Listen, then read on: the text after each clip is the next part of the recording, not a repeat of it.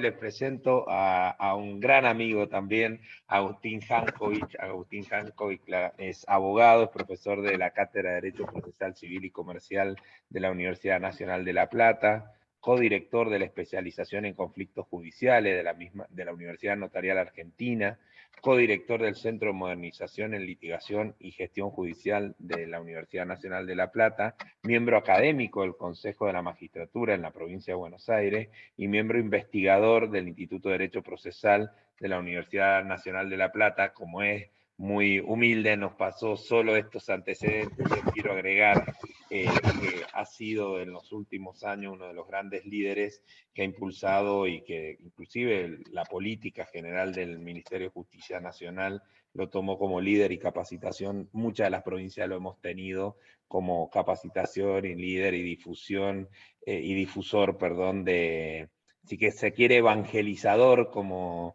se dice, no solo en la iglesia, lo toman en la tecnología, lo vamos a tomar ahí para que no se sienta afectado a nadie, de la oralidad en los procesos civiles. Así que, Agustín, muchas gracias por aceptar la invitación, por estar acá con nosotros, y bueno, toda la clase es tuya.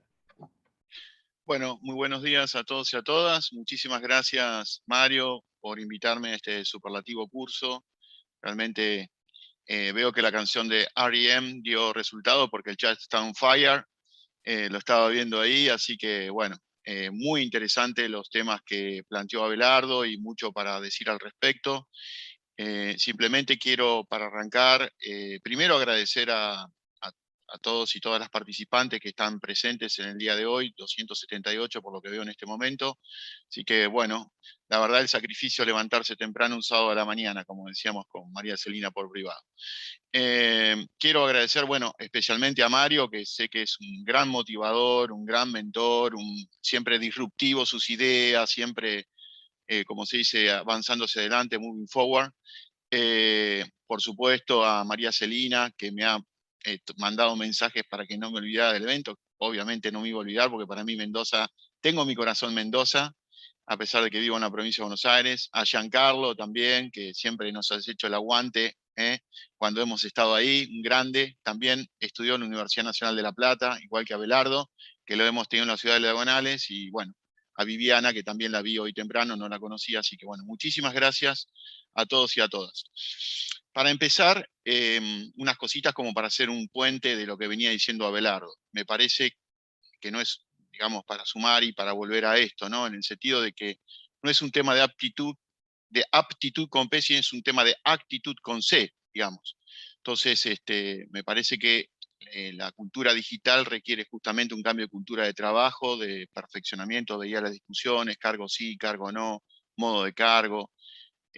Bueno, eso es pensar, me parece, el expediente digital de la cultura de papel. Hoy, con todo el blockchain, la firma digital, como decías vos, Abelardo, me parece que el cargo ya no tiene sentido porque el sistema que se puede auditar, como decía Mario, lo puede realizar. O sea, lo bueno de estos cursos, y con esto insisto, y me parece no solamente innovativo, sino el primer curso con esta envergadura, es cambiar la cultura del trabajo, no pensar lo mismo de como venimos pensando no es cambiar el formato de papel a digital, es cambiar desde la actitud, ¿no? Cambiar la actitud, más allá de la aptitud con P, cambiar la actitud para deconstruir cómo venimos trabajando en pos de lograr una justicia más cercana, más accesible a todos los ciudadanos y ciudadanos, así que felicito por esta iniciativa. Bueno, obviamente necesitamos que todos estén adentro, que todos y todas estén adentro. No podemos hacer una justicia solo para pocos, que son aquellos que tienen acceso a la tecnología, más allá de que muy bien mencionaba los problemas dentro del propio Estado, ¿no? Es decir, necesitamos, la piedra fundamental, y con esto vamos a empezar, es el acceso a la justicia. Los ingleses lo vienen planteando en sus reformas procesales del año 1990, con Lord Woolf, con Jackson después, y ahora vamos a ver con Briggs, Lord Briggs, en el sentido de bajar los costos y lograr bajar los costos y los tiempos del proceso para lograr eficiencia procesal, para tener un derecho procesal de mayor calidad. Entonces, el tema del acceso a la justicia es un tema esencial, que no solamente hay que ampliar el acceso a la justicia, sino también hay que profundizar el acceso a la justicia. ¿Cuántas personas realmente, que tiene que ver con aspectos culturales? Primero, el conocimiento del derecho, es decir, conocen el derecho; segundo, que pueden reclamarlo; segundo, que ese reclamo sea accesible, no solamente al ingreso al sistema, sino el tránsito por todo el sistema, está incluido la ejecución de la sentencia. Y obviamente las tecnologías ayudan muchísimo en esto, son fundamentales en este sistema. Miren, ustedes saben bien que nosotros no podemos, por mandato convencional y constitucional, limitar el ingreso de expedientes.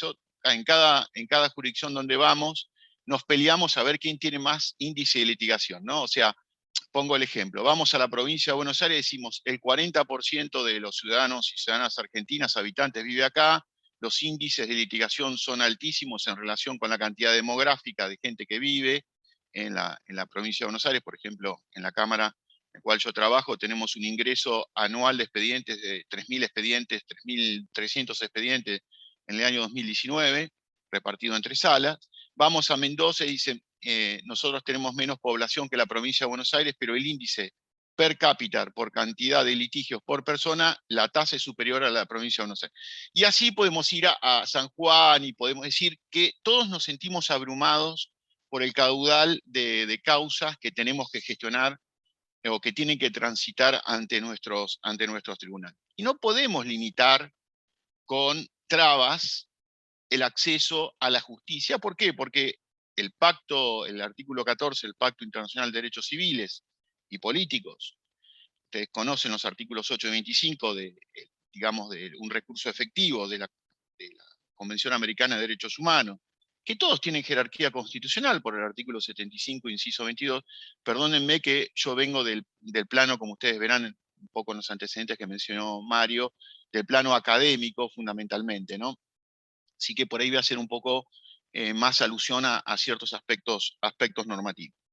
Entonces, frente a esto, frente a la gran cantidad, volumen de causas, la falta de eficiencia que se advierte en la prestación del servicio de justicia, medidos en tiempos de disposición, es decir, cuánto tarda un proceso de que egresa y con qué costo, pues si quieren podemos hablar de la Comisión Europea para la Eficiencia Judicial, o CEPEG, donde se mide en todos los países que son integrantes de la Unión Europea justamente la tasa de resolución, cuántos ingresan, cuántos salen y el tiempo del proceso.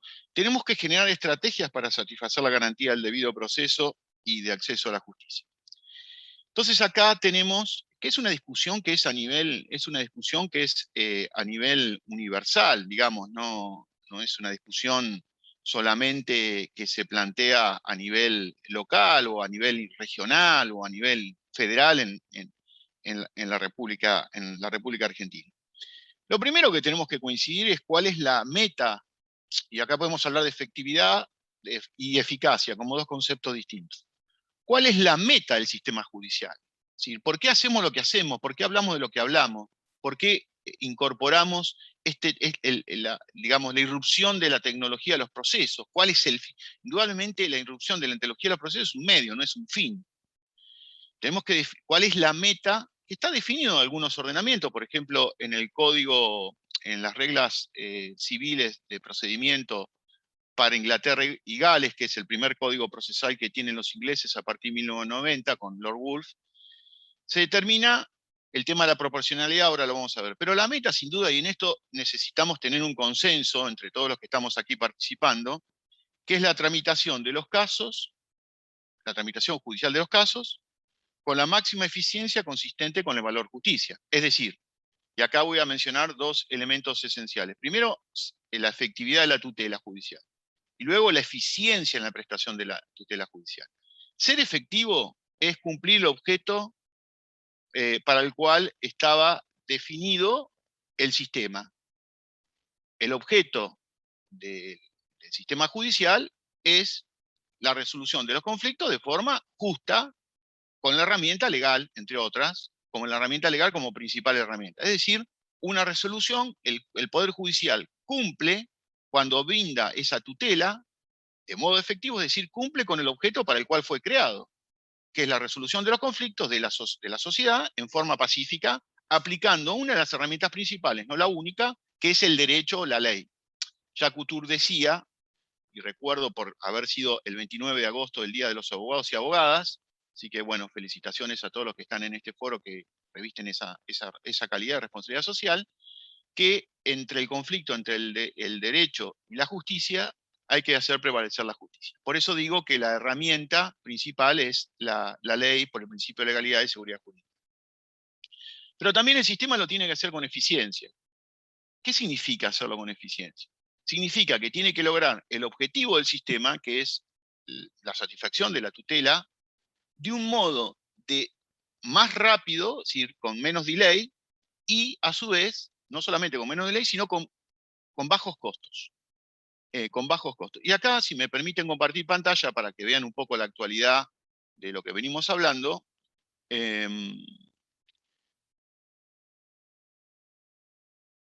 Fíjense, este es un discurso de Lord Briggs, como le decía, que es un juez supremo de la Corte de Estados Unidos, que es la experiencia nacional en el cambio de las reglas de procedimiento en el Reino Unido.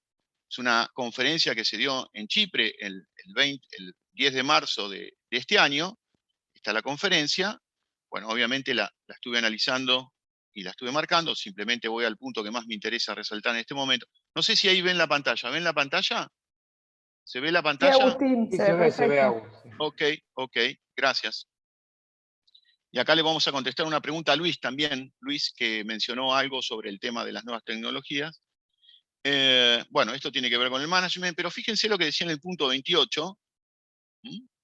Dice, yo creo que la verdadera solución al acceso a la justicia está basada, voy a minimizar mi cuadrito, está basada en la desproporcionalidad, que está basada en la desproporcionalidad, se va a mejorar en un mejor uso de la tecnología que tiene que ver con la IT, digamos, con la inteligencia artificial. Entonces podemos tener mayor capacidad para que la gente común pueda venir y defender en sus reclamos, pequeños reclamos o medianos reclamos online. Y es más, fíjense que tienen la posibilidad de darse esta discusión que todavía no creo que nosotros estemos preparados, sin tener un abogado, sin emplear un abogado para cada paso de ese proceso. O sea, fíjense que en este discurso de un juez que integra la Corte del Reino Unido, determina que dice que para evitar la desproporcionalidad y lograr un mayor acceso a la justicia, la desproporcionada y un mayor acceso a la justicia, hay que, para las causas, digamos, las pequeñas causas, o las causas moderadas, y después él da otro ejemplo que no tengo interés en este momento de mencionarlas, es todos procesos online, que no es un proceso online, significa procesos formularios con aplicación de tecnología, ¿no? Lo que ustedes van a hablar más adelante por lo que vi con Juan Corbalán, en el sentido de que, y sin la utilización de abogados. Fíjense que están dispuestos a dar esta discusión, yo no sé si todavía estamos dispuestos a dar esta discusión, en el sentido de que, ¿cómo lo piensa el juez de Estado? Piensa un proceso online, y acá le voy a contestar un poco, no a contestar en el sentido de mencionar un poco a lo que decía Luis, la discusión que se está dando en el Reino Unido, porque decía, ¿y cómo hacemos con estas reglas procesales escritas, tan difícil de cambiar, rígidas, con el avance de la tecnología, adaptar nuestros procesos y procedimientos al avance de la tecnología? Lo que están discutiendo en Inglaterra en este momento, por ejemplo, es directamente dejar en el código procesal cuestiones básicas, representación procesal, parte, rol del juez, y todo lo que tiene que ver con la aplicación de la tecnología en estos procesos formularios online, sacarlo por afuera del código procesal. ¿Por qué? Porque es mucho más fácil reformar estos estatutos que reformar un código procesal. Sin perjuicio de lo cual, y es una pregunta que había hecho Luis en el chat para Belardo, a Luis Ameruy, creo que es el nombre, así que pido disculpas, Luis, si no pronuncio bien tu apellido, es que ellos tienen una comisión permanente de implementación de reglas procesales. tanto en Estados Unidos como en Inglaterra. De hecho, este hombre presidió durante mucho tiempo lo que se llama el Comité de Reglas Procesales, CPR, en el sentido de que ellos permanentemente están sesionando que, por supuesto, las recomendaciones que ellos hacen deben contar con el aval del Ministerio de Justicia y ser aprobadas por el Parlamento.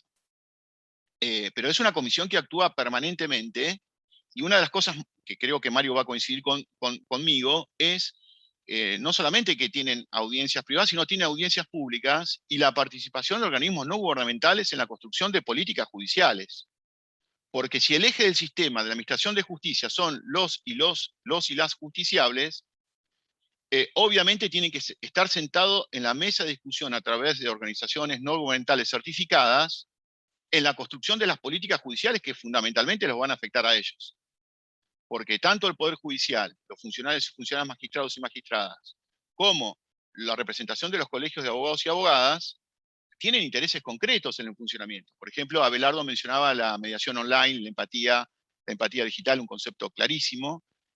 Muchas gracias, Abelardo. En el sentido de que, bueno, pero la ciudadanía, el eje fundamental en la dirección del cumplimiento de la tutela continua y efectiva para lograr la paz social es el ciudadano, y el ciudadano tiene que estar representado en la construcción de esas políticas judiciales que tienen que ver con eso. Lo que pensaba, y esto tiene que ver para hacer el link, digamos, para hacer la vinculación con lo que decía Abelardo, que estos procesos formularios directamente, primero que no estén regulados en el Código Procesal, pero además que uno cuando cliquea la casilla donde tiene que incorporar la información, tenga un cuadro de diálogo que le diga cuál es específicamente la información que tiene que ver para evitar errores. Ahora, si hablamos de procesos online, lo que necesitamos es que haya una sistematización uniforme de la información relevante para definir a través del IT o de la inteligencia artificial esos procesos. Por lo tanto, es muy importante el cuadro de diálogo, hasta inclusive se puede anexar documentación, por ejemplo, una foto. Si yo tengo un problema de humedad con mi vecino, directamente saco una foto y lo anexo a ese formulario de manera tal de que tengamos información temprana relevante para dirimir. Bueno, ahora vamos a ver más con los tipos de case management a los cuales hacíamos sido referencia. Lo que quiero decir es que para este tipo de cursos es muy importante pensar fuera de la caja, como dice think outside the box. O sea, es muy importante no pensar las estructuras, como veo que lo hacen, digamos, en el sentido que piensan afuera de la caja, ¿no? Las estructuras procesales de un expediente digital con todo el bagaje y el sesgo que tenemos del expediente documental. Por eso me parece excelente esta iniciativa que están llevando adelante y estoy muy honrado y muy gustoso, se lo he hecho saber a Mario, digamos, de participar, porque es disruptivo este tipo. Nosotros no vamos a decir lo que hacemos, sino vamos a tratar de pensar cómo reformular, reconfigurar, logrando esto que mencionaba al principio: profundizar y ensanchar el acceso a la justicia. ¿Cuánta gente queda fuera del ingreso a los tribunales? Que son desde conflictos sociales, que es cortar una calle, tomar una escuela, etcétera, que no acceden a la justicia, creen más en la justicia por mano propia o creen más en estos mecanismos, digamos, de hecho, o digamos, en los linchamientos que vemos en la justicia penal porque encontraron a un abusador de un chico en un determinado lugar. ¿Sí? Y esto, digamos, no está hablando mal de la sociedad. Lo que está hablando mal es del sistema judicial, que no puede canalizar con eficiencia para brindar la tutela continua y efectiva. Perdónenme que soy bastante crítico, a pesar en este sentido, pero soy crítico porque realmente quiero el sistema judicial y quiero una mayor legitimación y credibilidad del sistema judicial visto desde el punto de vista de la sociedad. Bueno, muy bien. Entonces, como decíamos, nosotros no podemos limitar el ingreso de causas al sistema judicial. Lo que tenemos que hacer es crear mecanismos para tratar de abastecer con eficiencia la cantidad de esas, cumpliendo la meta, ¿no?, del sistema judicial, que es tramitar los casos con la máxima eficiencia consistente con el propio valor, el valor justicia. Y acá vamos a ingresar, porque obviamente en una hora no vamos a hablar todo case management, es para un curso específico como los expedientes electrónicos o como los digitales, o como decía Mario, que también tenía pensado hacer un curso efectivamente sobre como implementar una política pública que tiene que ver el traslado del expediente digital, del expediente documental a la cultura digital, que además requiere un cambio de actitud de trabajo y sobre todo un cambio de actitud de mentalidad, como decía. Bueno, el case management, este concepto teórico que hemos dado y, digamos, con la meta del sistema de justicia, tiene que ver, no es solo un mecanismo para procesar casos dentro del sistema judicial, sino que tiene que ver, y esto es lo fundamental, con una recta administración de justicia y con la vigencia del Estado de Derecho. Los valores que encierra lo que nosotros queremos hacer a través del case management y no solamente reducir una técnica por aplicación de tecnología además, a cómo sacarnos rápido de los procesos, porque no es sacarnos rápido de los procesos, es dar la respuesta adecuada a ese proceso de manera eficiente, tiene que ver con un acceso a la justicia en concreto, tiene que ver con la igualdad ante la ley, tiene que ver con la independencia judicial. Entonces, desde este punto de vista, que son valores compartidos por todos los sistemas legales y tradiciones jurídicas. Mire, no sé si voy muy rápido, yo no estoy leyendo el chat porque veo que están, como decía, un chat No, muy dale, activo. dale, que venimos re bien y entramos en el temón, así que dale. Cualquier cosa, digamos... Sí, yo te voy metiendo las preguntas, pero en bien, general la bien. mayoría coincide con tu primer planteo y es parte del cambio de paradigma de que el acceso a justicia es más allá de la institución judicial y dentro de la institución también hay que generar otros canales que finalmente es resolver conflictos y buscar paz social, más que la norma específica en búsqueda de ese valor ideal o virtuoso de lo justo, ¿no? Exacto, Mario. Nosotros tenemos una influencia del sistema de la tradición del civil law, digamos, del sistema continental europeo, en donde lo que nos más interesa es la jurisprudencia, ¿no? Es decir, y ahí vemos también cómo se construyen las sentencias, ¿no? Es decir, las sentencias se construyen a partir de, bueno, cito doctrina extranjera, cito no sé, el Tribunal Europeo de Derechos Humanos, cito tal cosa. Ahora, la argamasa del proceso, que son los hechos y la prueba, se le rehuye bastante, digamos, ¿no? De hecho, hay normas procesales, como en el caso de la provincia de Buenos Aires me refiero, que el juez puede, sin dar razones, decir por qué deja de valorar una determinada prueba y por qué valora otra, cuando en definitiva tiene que ver con, digamos, con el proceso se construye de los hechos y de la prueba que están acreditados en ese proceso. Sin embargo, nos gustan las generalizaciones, todo lo doctrinario, etcétera, etcétera, ¿no? La última sentencia que sacó la Corte Nacional en tal cosa, ahora, bueno, es un tema que tiene que ver con argumentación, con precedentes, me estoy yendo de tema, pero lo que quiero decir es que estos valores de la gestión de flujo de casos no está atado solamente a una cultura del sistema americano o de los países nórdicos, perdón, del sistema del civil law o de los países nórdicos. Tenemos las reglas, que ahora después yo también, si quieren, se las pongo en pantalla, las reglas unificadas, las reglas procesales civiles unificadas para Europa, que en enero de este año, a ver si les puedo compartir pantalla, que en enero de este año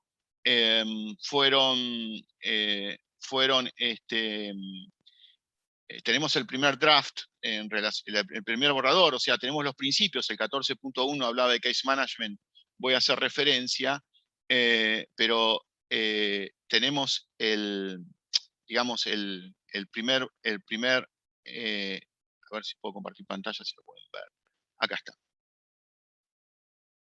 Fíjese, estas son las reglas procesales uniformadas para Europa, donde conviven las dos culturas jurídicas. Convive la cultura del civil law con los países ingleses, ahora vamos a hacer referencia también al Código Procesal Inglés, digamos en el artículo 1, y también la gran cultura, tradición continental europea, que la tenemos en Italia, en Portugal, en España, en Francia, por mencionar algunos países. Sin embargo, estas reglas que, aunque pertenezcan digamos, a tradiciones distintas, que unifican para procesos civiles y comerciales transnacionales, establece el case management en la parte tercera, que tiene que ver después también con el tema de colaboración que hemos conversado mucho cuando hemos ido a Mendoza.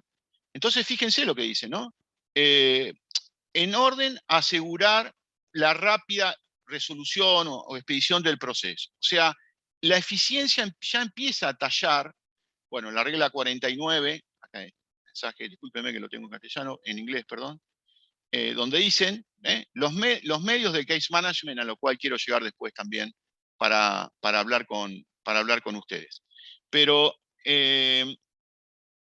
seguramente no me va a alcanzar el tiempo para tratar de decirle todo lo que le quiero decir, por eso estoy tratando de ir a lo fundamental.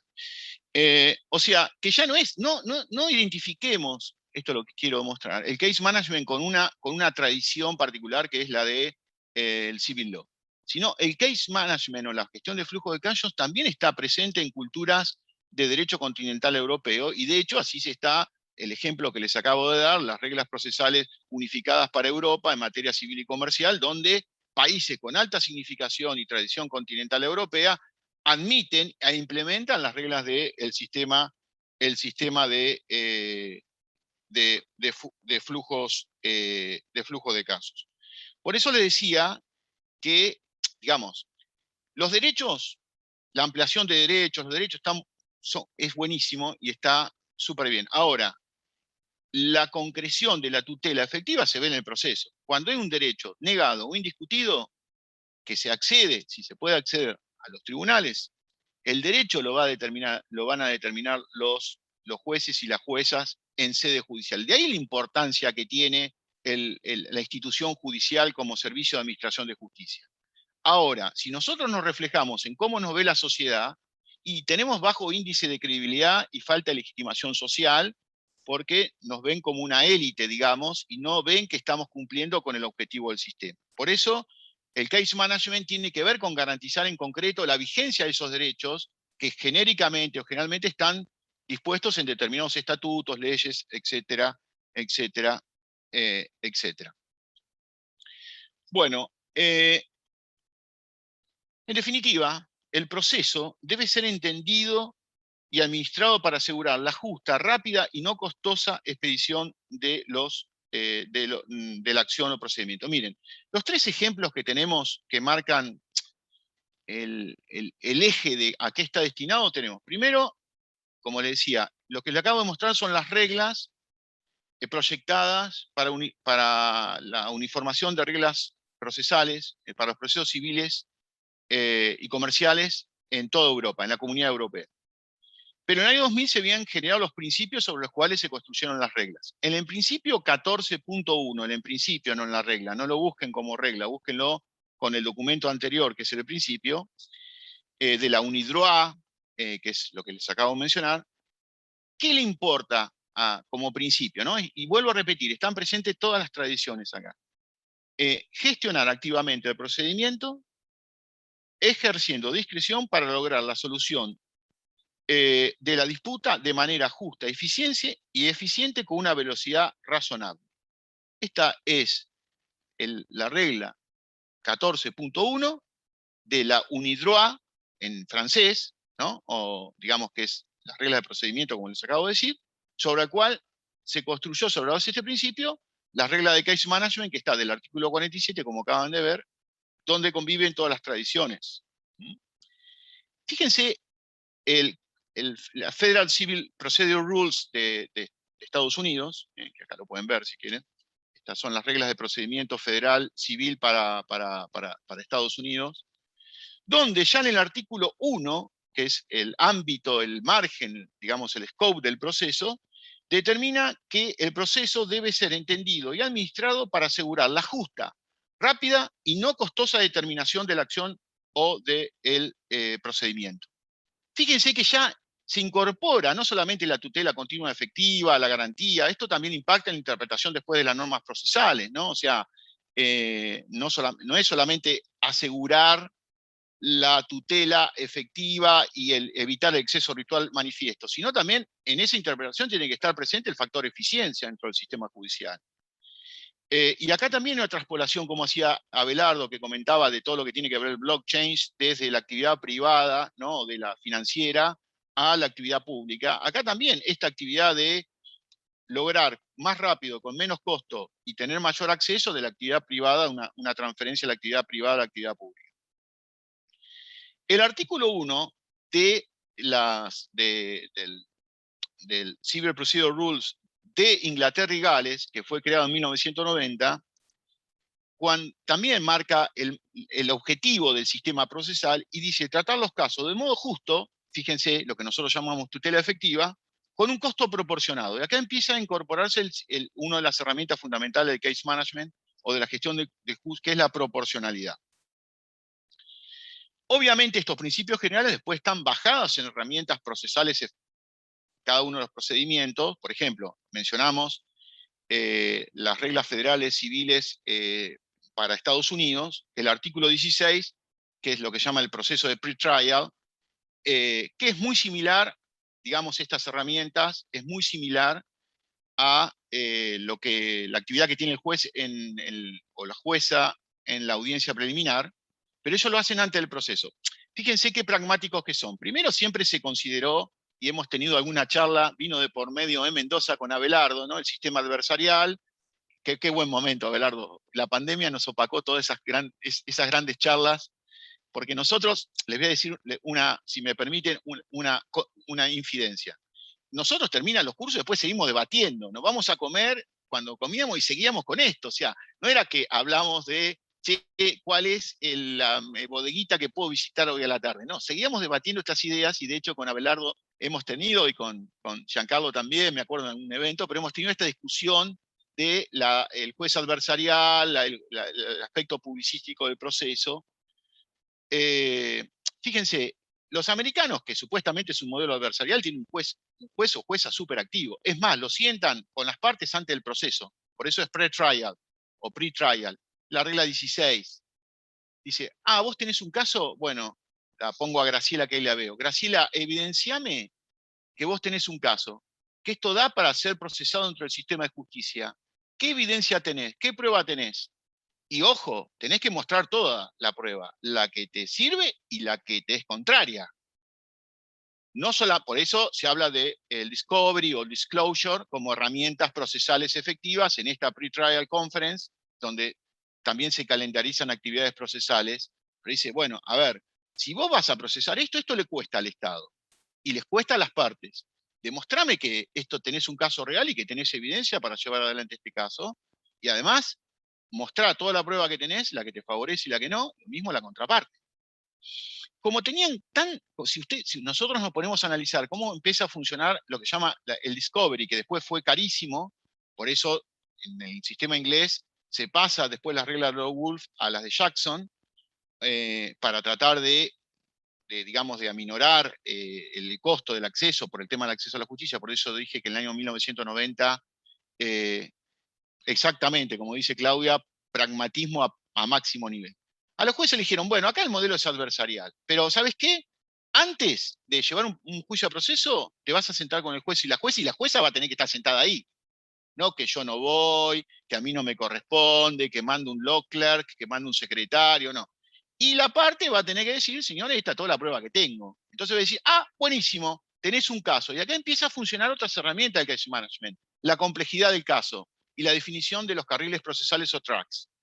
Bueno, ahí tenemos una herramienta clara del funcionamiento del case management en un modelo adversarial, ¿no? O en principio adversarial, que es el sistema americano. Sí. Enseguida ahí le dije a Abelardo, porque para que sigan las charlas de Mendoza y la hacemos comunitaria entre 200 y algo de que somos, le voy a ir pidiendo que vayan haciendo ahí un fronting entre ustedes para algunas consultas. Pero antes que avance... Pero todavía no arranqué, Mario, estoy en la preliminar. Por eso. En el precaso, sí, mezclando con lo inicial que vos decís que es el rol del ciudadano, ¿cómo hacer para que en esa argumentación inicial eso no se eleve a un nivel de, si se quiere, de microclima entre abogados y jueces y dejar afuera al ciudadano? ¿Se entiende? Pues digo que yo te voy a decir que claro, tengo un caso. ¿Cómo hago para que el ciudadano, para el justiciable entienda y no elevarle esa preetapa solo para que lo discutan entre argumentos jurídicos? ¿Se entiende la pregunta? Sí, claro, por supuesto. Y esto tiene que ver con el lenguaje claro dentro del marco del proceso. Lenguaje claro, por ejemplo, cuando tomamos, no quiero hablar de mí, pero le voy a contar mi experiencia. Cuando yo tomo audiencia no le hablo, le hablo a la parte. Creo que Abelardo, bueno, los jueces en la Unidad de Mendoza también. Fundamentalmente cuando le hablo a la parte en un lenguaje que entienda. Si empezamos con latinazgo el aquo, no, iure de iure. Entonces, obviamente también hay una interferencia de los abogados, porque los abogados son colaboradores de las partes, los abogados no están sentados ahí pintados. Los abogados también tienen una estrategia procesal, como no con Leonardo, que hay que respetar por parte de la judicatura. Sí, te Ahora, hacía esa pregunta, perdón, porque hay Pablito Sistoldi que siempre colabora, es cuando sobre todo en esa etapa inicial quiere llegar a una resolución del conflicto, las partes reales que están en conflicto y por ahí sus abogados no colaboran para esa resolución. ¿Se entiende? Cuando la estrategia del abogado es distinta a la de su cliente. sí, me ha pasado también en algún, digamos, ya estoy comentando anécdotas, ¿no? Digamos, las partes quieren arreglar y de hecho han arreglado. Por ejemplo, en un caso, les cuento si quiere el caso, si les interesa para ya que arrancamos con R.E.M., bueno, continuamos. Era una señora, se había separado de un señor, ¿no? Vivían juntos, se había separado del señor. La casa era un bien propio del señor, pero le dejó un tiempo para que ella, con su hija, para que ella pudiera a buscarse otro lugar donde vivir, etcétera, etcétera. Le había dado un año, etcétera. El gran problema que se presentó ahí fue que durante el año la señora tuvo una idea de ponerse en pareja con un señor e invitarlo a vivir a la casa en la cual ella estaba conviviendo. Eso encendió, puso en llama a el padre de la niña, ex pareja de la señora, porque sentía que en su propia casa estaba viviendo la actual pareja. Esto es real, no es inventado. Estaba viviendo en su propia casa con su ex mujer, estaba viviendo la actual pareja y estaban usufructuando de un bien que le era propio. Y bueno, ustedes saben que en mediación hay necesidades e intereses, ¿no? Cuando vemos mediación hay que separar el interés de la necesidad concreta. La necesidad concreta, señor, no era recuperar la casa, era el dolor psicológico que le producía, que en cual había sido su hogar conyugal, actualmente, y además bien propio, esté conviviendo su ex mujer con otro señor totalmente. Entonces, ¿y qué pasó la señora? Dijo, sí, cuando se le vencía el plazo para vencer la casa, dijo, ay, perdí el trabajo, no me pude ir a otro lado, me tengo que quedar acá. O sea que se prorrogó, de hecho, el plan. El señor estaba, digamos, el padre, el ex esposo estaba en llamas. Cuando tuvimos la audiencia en la Cámara, donde pude despejar esto de intereses y necesidades, digamos, el abogado del padre estaba, no, pero este es un organismo de derecho, que los pactos tienen que ser cumplidos como la ley misma, la señora se tiene que haber ido antes, hay una sanción de AS30 que hemos pedido que era millonaria, la mujer decía yo no me puedo ir porque no tengo que trabajo. Bueno, en ese momento el señor quiso hablar con la ex mujer, pidió hablar con la ex mujer. Le dije, bueno, en privado. Dije, no, en privado no, usted lo puede hacer frente a un secretario de la Cámara, por el sentido que puede haber también algún tipo de ejercicio de violencia de género respecto de la mujer y también tenemos que cuidar. Bueno, volvieron con un acuerdo a pesar del abogado. O sea, ahí en ese caso puntual volvieron con un acuerdo a pesar del abogado, porque, digamos, lograron que él contribuyera de algún modo. Ella había empezado una casa, había perdido el trabajo, no la pudo continuar. Él le contribuyó, perdón, para que continuara su casa, para que pudiera terminar su casa, con tal de que le cesara el dolor de tener que soportar a su exmujer viviendo con una persona en un bien propio, el cual había sido su hogar conyugal. O sea, la disposición del derecho material es de las partes, no es de los abogados. Los abogados son asistentes jurídicos de las partes en ese sentido. Ahora, ¿el tribunal puede avanzar por encima de los abogados? No, lo que avanzan son las partes por encima de sus abogados, no el tribunal. Ahora, nosotros tenemos que crear un ambiente confiable. Bueno, el logro de acuerdos totales o parciales es una herramienta esencial del case management. Es más, el artículo 764 del Código Procesal actual francés permite acuerdos procesales entre las partes. Fíjense que le estoy hablando también de una herramienta de case management en un sistema latino, que lo tenía para decir más adelante, pero pues veo que estamos muy cortos de horario y prefiero responder preguntas. Digamos, en un sistema latino donde se permiten, o sea, el proceso pasa a tener un tinte convencional también. Y acá toma algo digamos, de lo que hablamos con Abelardo, ¿no? En el sentido que las partes también pueden lograr acuerdos procesales, no solamente acuerdos sustanciales, sino acuerdos procesales para simplificar, el proceso.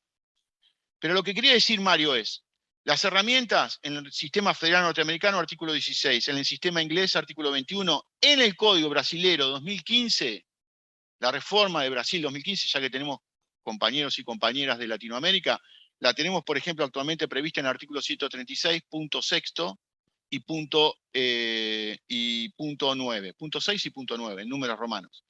O sea, que hay herramientas de simplificación del proceso. Como decíamos, el case management es un mecanismo de eficiencia procesal por el cual los jueces, en los casos particulares, se constituyen en responsables del desarrollo de la litigación con el propósito de asegurar la resolución del sistema, pero no solamente de ese caso. Y acá quiero hablar dos cosas que son muy importantes, si me permitís, Mario, que es muy importante lo que tiene Mendoza para mí. Y vos sabés, y lo saben ustedes, que lo envidio tremendamente, que es la oficina judicial. La verdad, acá hay un eje fundamental, un trípode entre oralidad, oficina judicial y gestión de flujo de casos. Y con esto quiero mencionar, y después paso a las preguntas, o sigo con la disertación, no tengo problema, lo que es el macro case management, o la gestión de flujos estructural, que no es el case management para ese caso, con estas herramientas de acuerdo, estas herramientas de depuración de prueba, de saneamiento, con un rol activo de jueces y jueces, y ahora voy a hablar no del modelo inquisitivo-inquisicional, sino del modelo cooperativo, que es un intermedio, ahora lo voy a mencionar ya que lo hemos conversado con Abelardo. Quiero decir, el macro case management lo lleva el administrador de la oficina judicial. La gestión, control del flujo de casos de esa oficina judicial está a cargo no del juez, está a cargo del titular de la oficina judicial, el administrador. El micro case management, o lo que se llama case management judicial, es como a través de la flexibilización y de la regla de la proporcionalidad de acuerdo a la complejidad del caso, lo lleva al juez a través de estas herramientas, como puede ser las audiencias preliminares o digamos que es una herramienta esencial del case management, algo tengo escrito en la ley al respecto.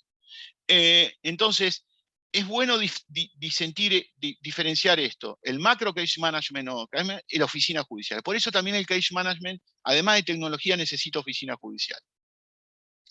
Y el juez es responsable del micro case management y la oficina judicial, donde la hay, si no el juez, donde no hay, digamos, oficina judicial, el juez es responsable. No solamente de la gestión de ese flujo de ese caso, sino también de la gestión del resto del flujo de casos que tienen tramitando o en proceso dentro de las... Y quiero terminar con esto, Mario, si me permitís. Herramientas, porque también dijimos, esta era una clase introductoria. Herramientas. Las llamadas conferencias de case management, ¿no? La obtención de información de calidad en la etapa temprana. Lo que nosotros llamamos diligencia preliminar. Por eso es tan importante que el juez o la jueza esté presente. La depuración de prueba. No la negación de la prueba. En caso de duda, y si el abogado insiste, la prueba hay que darla, no negarla. Esto tiene que ver con el principio de colaboración que hablábamos, que también está contenido en la regla 11 de las UNIDROIT o de las reglas federales, perdón, de la unificación de reglas procesales civiles y comerciales para procesos transnacionales en Europa. El case management diferenciado, esto del principio de flexibilidad de estructuras procesales. Si bien tenemos tracks o tenemos carriles procesales, lo cierto es se debería hacer, Claudia, un uso de la depuración de prueba, porque si no, no tiene sentido o sea, si hay hechos no controvertidos, hechos que se reconocen ahí, prueba superflua, varios elementos de prueba para acreditar un mismo hecho, se debería hacer, utilizar, y ahora voy a hablar de los modelos del tema del juez. O sea, el tema de la flexibilización, lo que tiene que ver con el tema de estos convenios procesales que permite el 764 del Código Procesal. Un tema fundamental que es el principio de proporcionalidad que también está contenido en las UNIDROIT. A ver, les menciono las UNIDROIT porque conviven las dos culturas, ¿no? La cultura, si no van a pensar que solamente la gestión de flujo de casos es para el sistema del civil law. Y sin embargo convive en los sistemas del derecho continental europeo. El caso, digamos, no se tiene que adaptar a la estructura procesal. La estructura procesal se tiene que adaptar a la complejidad e interés del caso, público o privado. O sea, la inversa. Este caso está tarifado por el legislador, tramita como un proceso ordinario, sumario, sumarísimo, por ejemplo, proceso de conocimiento. No, no todo proceso, no todo caso va para tramitar por una vía. Y eso tiene que ver con la complejidad pública o privada del caso, con la complejidad de la prueba, lo que se llama, hemos visto con Mario en algún momento, la litigación compleja, complex litigation, ¿no? Y el tema de la prueba pericial. Acuerdos procesales es otra herramienta del case management, ¿no? Es, como le mencionaba, la posibilidad de simplificar el proceso con acuerdos procesales, una herramienta que debería estar incorporada en los proyectos de código.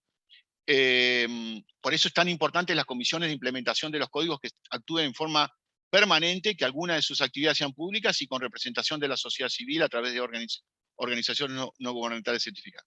Y la programación estricta de los eventos procesales. Y acá juega mucho lo que tiene que ver el tema de la tecnología, que son los timetables y los deadlines. O sea, que el mismo sistema te dispare una alerta si se está por vencer o si se venció para la realización de una actividad procesal. O sea, y esto es donde juega la tecnología, digamos. O sea, también la tecnología, o como habíamos visto, además de procesos formularios, hasta inclusive como debate en Inglaterra, creo que no estamos todavía maduros para dar ese debate acá, en el sentido de, digamos, en el sentido de procesos formularios con aplicación de tecnología digital, que es lo que van a hablar con Juan Corbalán y van a ver su experiencia. ¿El tribunal qué tiene que hacer? El tribunal tiene que asumir el control temprano del caso y verificar cuál es la información relevante que se va a incorporar a ese caso para no tener una multiplicidad de actividades procesales que conlleva tiempo. Mantener, como decía, ese control continuo, no solamente en la etapa primera del caso, como hablamos del prejuicio o el pretrial, programar eventos procesales con los abogados, razonabilizar los calendarios, como decíamos, con los abogados, la ampliación efectiva, el cumplimiento efectivo de la fecha para la cual está previsto el propio evento procesal. Y respecto de los modelos, hoy ya no hablamos de modelo adversarial o modelo inquisitivo, hablamos del modelo cooperativo. Modelo cooperativo donde el abogado también asume, y esto está, no me quiero detener ahora porque no quedan minutos, quiero cumplir con mi tiempo, también el abogado asume la necesidad de una tutela efectiva de modo eficiente dentro del proceso. Y hay determinadas herramientas que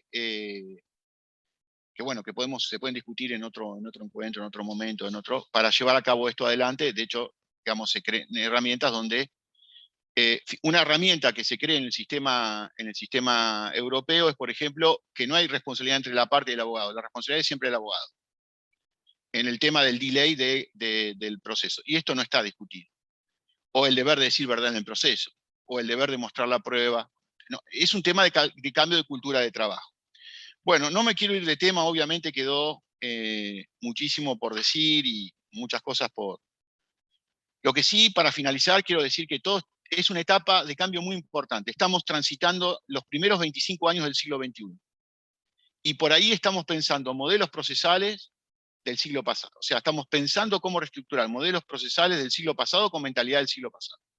Por eso vuelvo a repetir, me parece brillante, excelente, disruptivo. Me encantó cómo empezamos hoy. Apaguemos los celulares y les cuento una sola anécdota.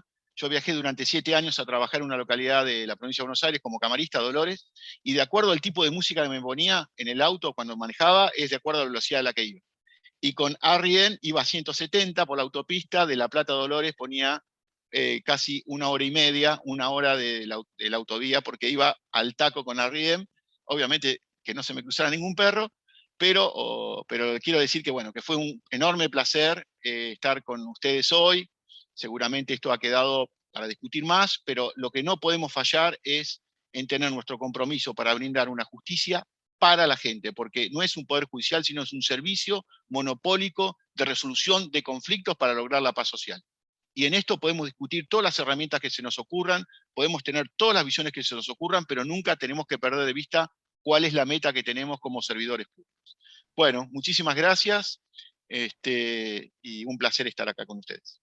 Genial. Me emociono cuando tenemos este tipo de clases con Abelardo, con vos. Abe ahí te va a hacer algunas consultas.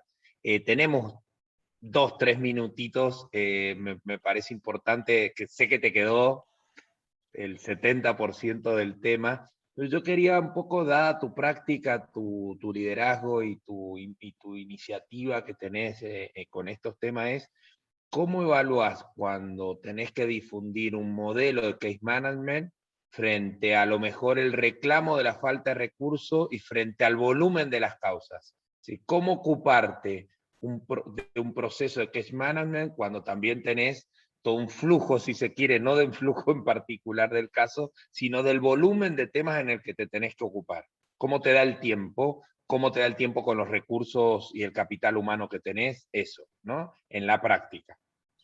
Bueno, te agradezco la pregunta. Te puedo contar mi experiencia en pandemia, Mario, respecto de esto, ¿no? Mi experiencia en pandemia, que tenemos un volumen muy importante de herramientas. Lo primero que hizo la Cámara es instaurar un Instagram para dar información relevante de criterios jurisdiccionales y cualquier duda que puedan consultar. Por supuesto, también teléfono. Primero, que no podemos cambiar el personal. Si nosotros decimos que para ganar el campeonato tenemos que comprar todo un equipo nuevo, es imposible.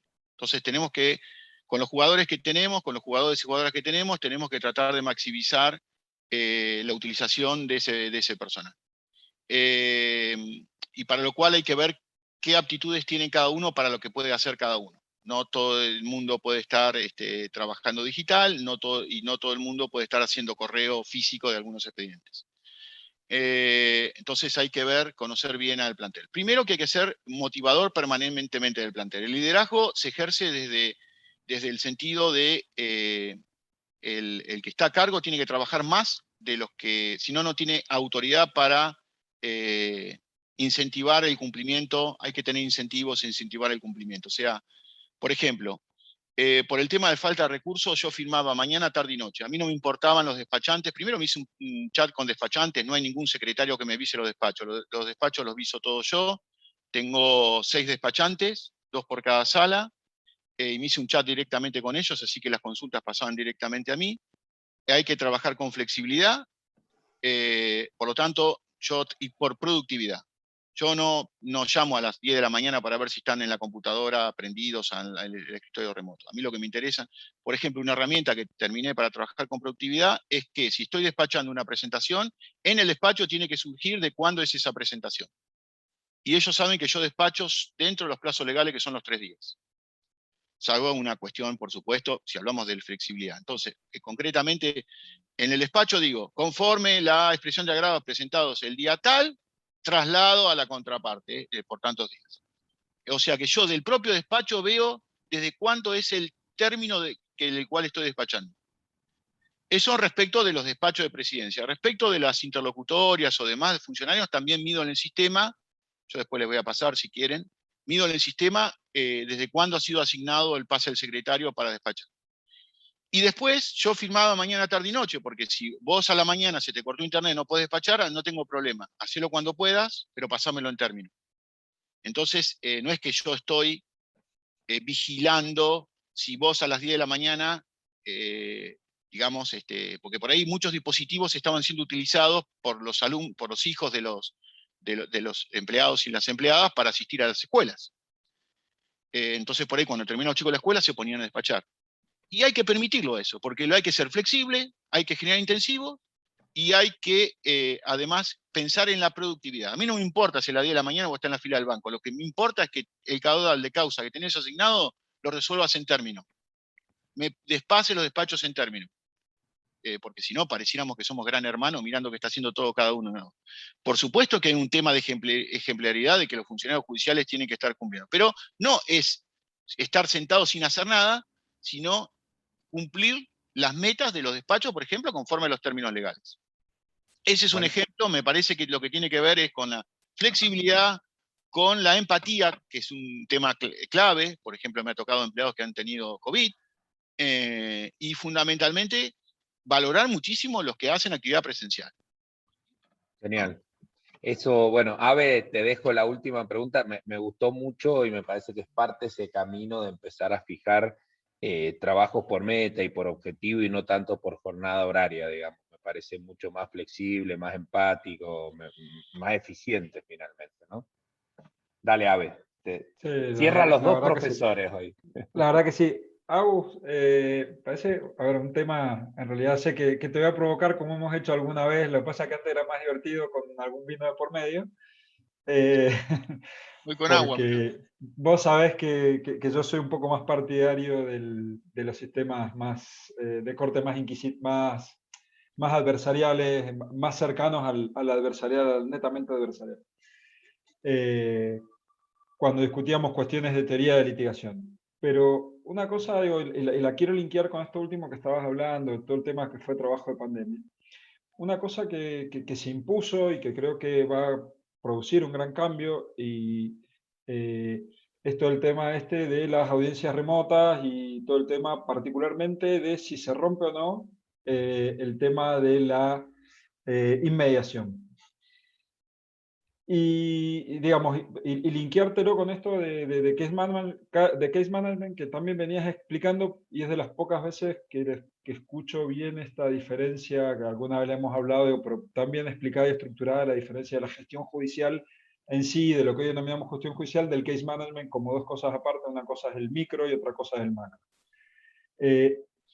Pero vos cómo ves hoy, a futuro, digo, en esto de el tema de las audiencias telemáticas, no me gusta hablar virtuales porque la virtualidad implica la construcción de algo que no es real, eh, en el marco de un case management, de la posibilidad de ir determinando en función de la complejidad o no, darle mayor o menor graduación de intensidad al principio de inmediación como herramienta de tomar contacto con la prueba.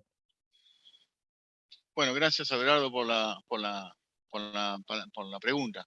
Hoy la inmediación ha asumido otra reconfiguración también, ¿no? O sea, hoy nosotros podemos decir que tenemos esa inmediación porque estamos todos sincrónicos en esta charla, pero otros pueden decir no porque no estamos en el mismo espacio físico.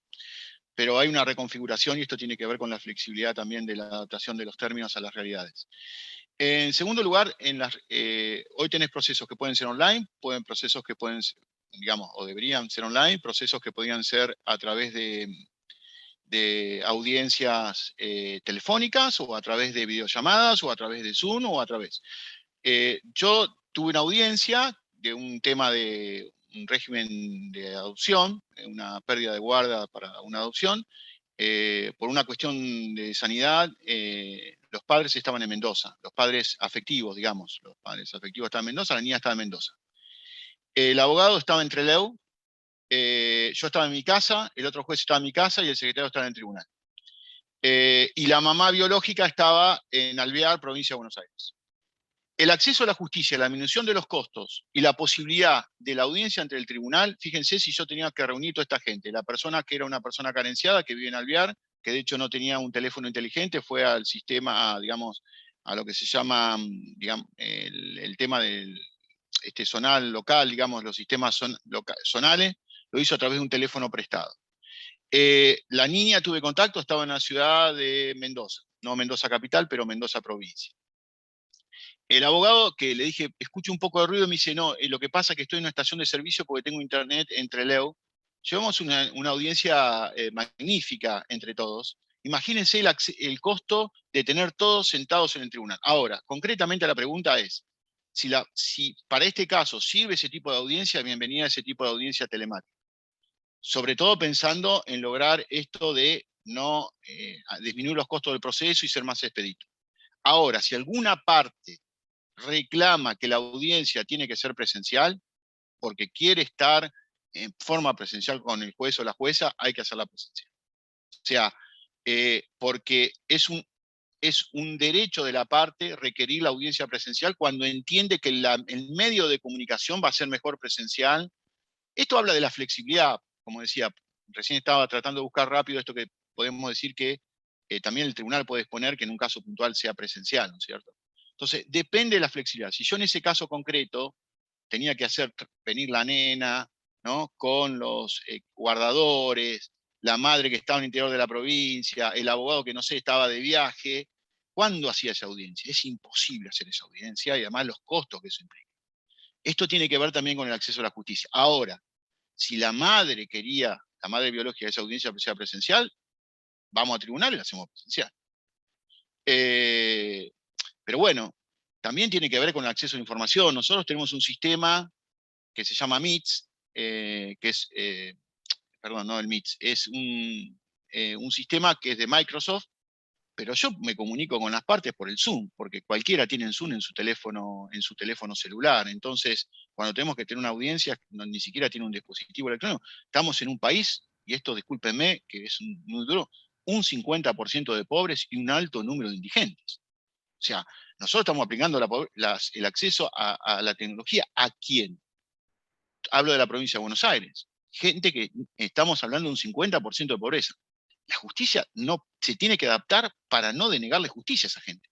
Entonces, si a mí la Corte me pone digamos, el Microsoft Teams y la parte tiene un teléfono, a mí me nefrega, le hago la audiencia por el Zoom, porque lo fundamental es la audiencia y tener el contacto con la parte. Ahora, si esa parte me lo pide, por supuesto que yo voy a estar en tribunales digamos, también la asesora estaba acá en La Plata, estaba en su oficina, ¿no? Una serie de cosas. Me parece que tenemos que repensar el proceso desde los grandes valores, y el gran desafío para Argentina hoy es el acceso a la justicia para lograr paz social. Si no, vamos a tener vías de hecho, como las que estamos viendo, donde en definitiva la gente resuelve sus conflictos de otro modo, que no es acudiendo al sistema judicial, y donde cada día todos los operadores y operadoras estamos cada vez más legitimados por no resolver esos conflictos que logran después, por supuesto, el enojo de otra parte de la ciudadanía.